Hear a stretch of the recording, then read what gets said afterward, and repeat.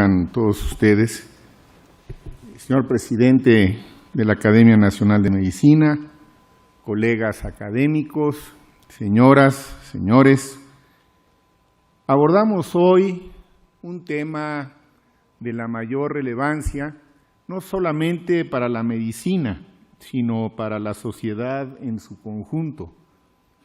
Seguramente eso explica en buena medida la gran audiencia que hoy nos acompaña, con quien estamos deseosos de compartir nuestras reflexiones, nuestros puntos de vista y también escuchar sus comentarios y sus preguntas en los tiempos que la mesa directiva estime convenientes al final de las presentaciones.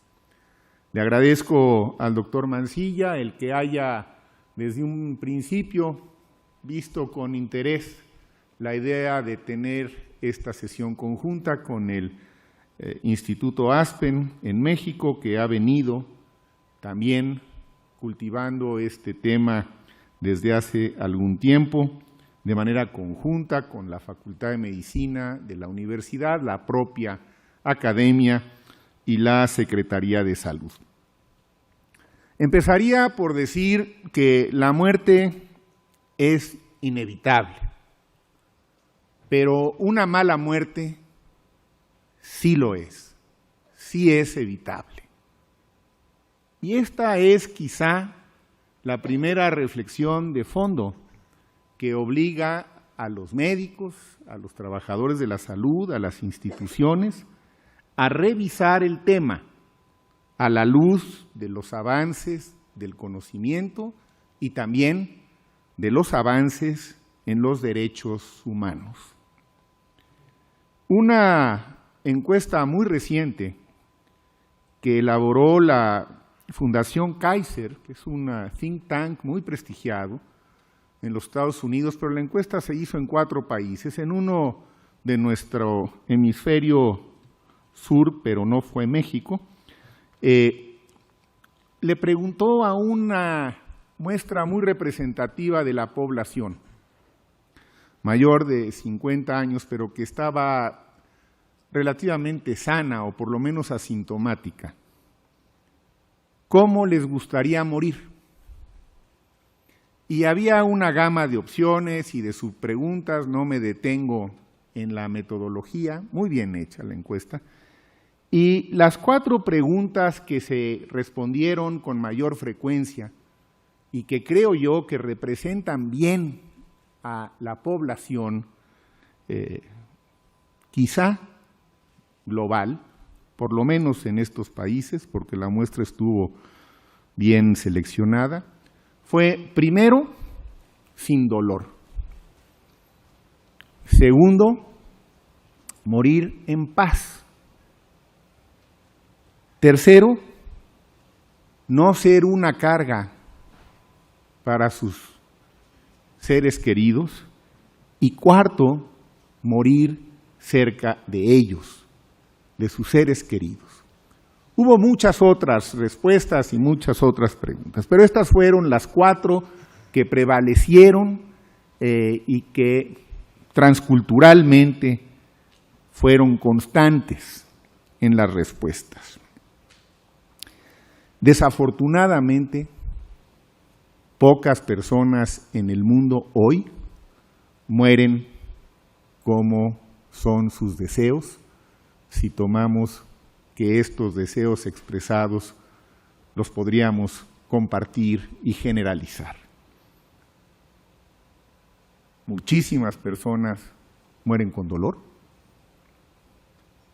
muchas, por diversas razones, no parecen tener la suficiente serenidad que deseaban y todavía siguen siendo muchas que mueren en condiciones de aislamiento social, sin atención de ningún tipo o sobreatendidas en una de estas paradojas que nos presenta el mundo supuestamente desarrollado. Por eso el tema de esta sesión, morir con dignidad, qué podemos hacer, qué debemos hacer para que idealmente todos, y todos incluye a todos nosotros, me incluye a mí y los incluye a ustedes, podamos morir con dignidad. A los médicos nos hace falta recuperar el tema de la muerte y ubicarlo en el contexto de los nuevos paradigmas en los que se mueve la medicina, entre la ciencia y la sociedad, entre los derechos de los enfermos y los lineamientos éticos propios de la profesión y de las instituciones en las que laboramos. Pero nos hace falta, sobre todo, conversar con nuestros enfermos acerca de la muerte. Obviamente, no se trata de hacerlo con todos, ni en todos los encuentros entre el médico y el enfermo, pero sí saber hacerlo con pacientes en ciertas circunstancias, en ciertos grupos de edad, en ciertos contextos, cuando el tema no es tan remoto y cuando podemos asumir que tampoco es ajeno a las preocupaciones del enfermo.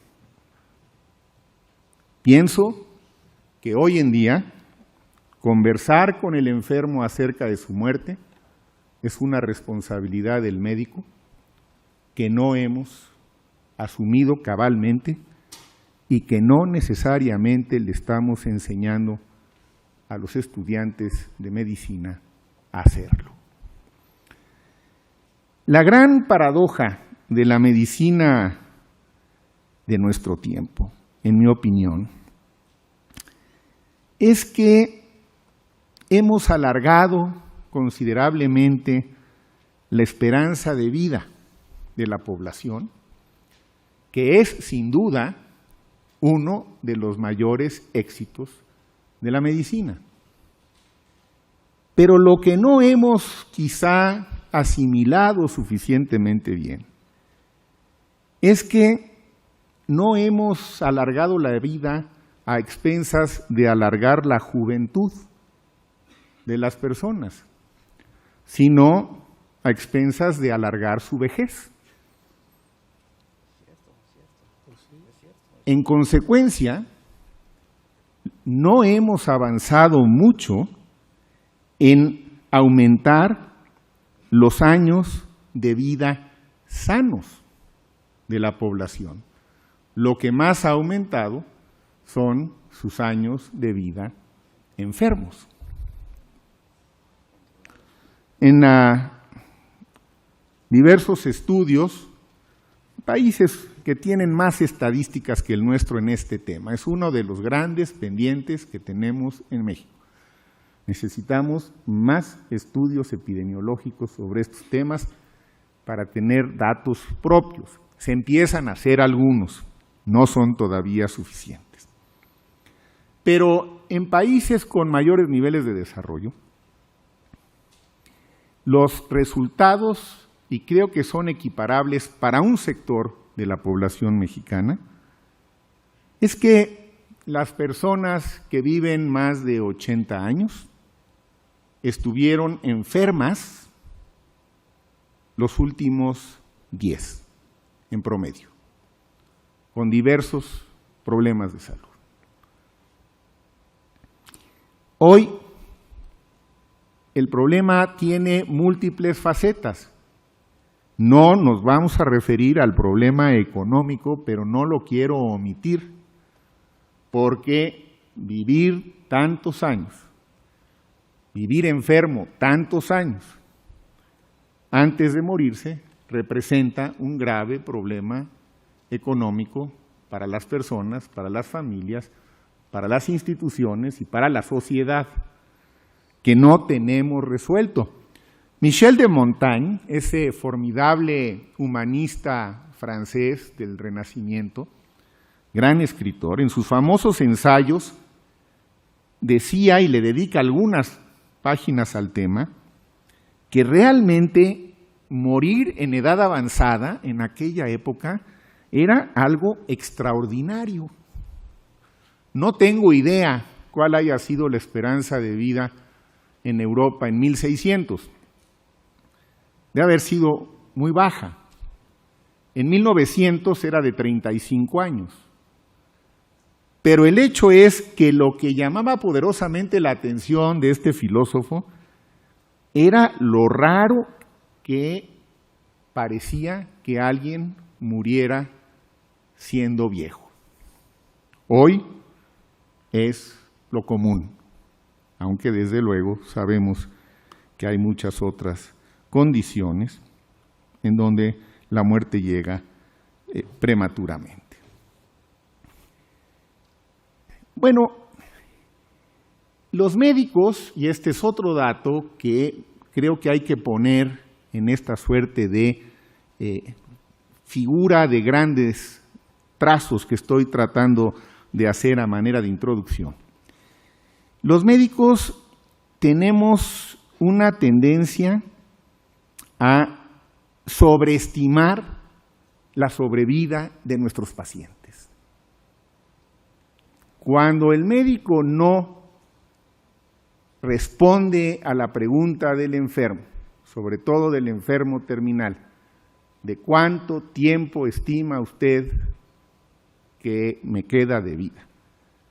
Las estadísticas, que son frías, pero nos acercan a la realidad que hemos medido, las tasas de sobrevida. Cuando el médico no responde con referencia a las estadísticas, casi invariablemente sobreestima para el enfermo su tiempo de sobrevida. Y algunos estudios que han hecho algunos colegas psiquiatras, sobre todo en los Estados Unidos, muestran que la razón detrás de esta sobreestimación de los médicos no es querer mentirle a sus enfermos, es no saber cómo afrontar la realidad frente a sus enfermos. Y una salida que parece ser más frecuente de la que yo imaginaba, al menos, es sobredimensionar su esperanza de vida y posponer cualquier tipo de conversación al respecto. Seguramente hay un grupo de pacientes que también se siente reconfortado con ello, pero cada vez hay más que exigen, con razón, que se les dé una respuesta más sustentada en nuestros conocimientos que en nuestras meras intuiciones. Necesitamos, pues, romper el tabú de la muerte como un tema de la medicina, discutirlo, analizarlo, difundirlo, presentarlo, y esa es la razón de esta sesión que nos auspicia hoy la Academia Nacional de Medicina. Desde hace algún tiempo, bajo los auspicios de la UNAM, la propia Academia, el Instituto ASPEN, los Institutos Nacionales de Salud, la Secretaría de Salud y más recientemente algunos otros grupos como la Fundación Carlos Slim, hemos venido tratando de abordar el tema desde diversas facetas. No es esta la primera vez que hacemos una presentación en la Academia.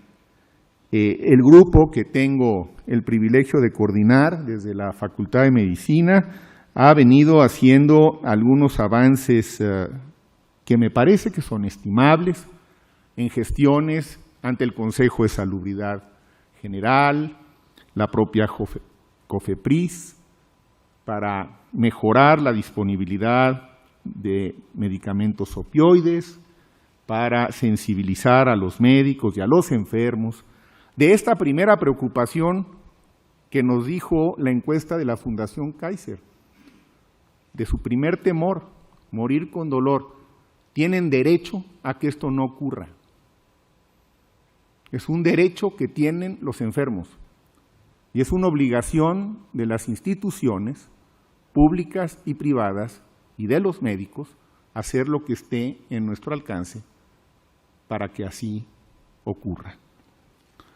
Recientemente, con el apoyo de la Fundación Carlos Slim, empezamos con un programa de servicio social, con un pequeño grupo de becarios que están por aquí, que nos acompañan, que estarán haciendo su servicio social en este tema, con rotaciones en el Instituto Nacional de Neurología, de Nutrición, en algunos espacios del Seguro Popular y también en espacios académicos dentro de la propia Facultad de Medicina.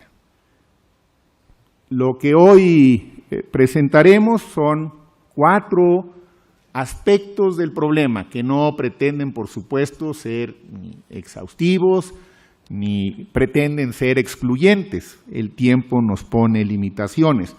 En primer lugar, la doctora Mariana Navarro, que es la que coordina este programa de servicio social, desde la Facultad de Medicina, nos hará una presentación general de lo que estamos tratando de que los jóvenes estudiantes pasantes de medicina aprendan en términos de lo que es hoy el tratamiento paliativo integral.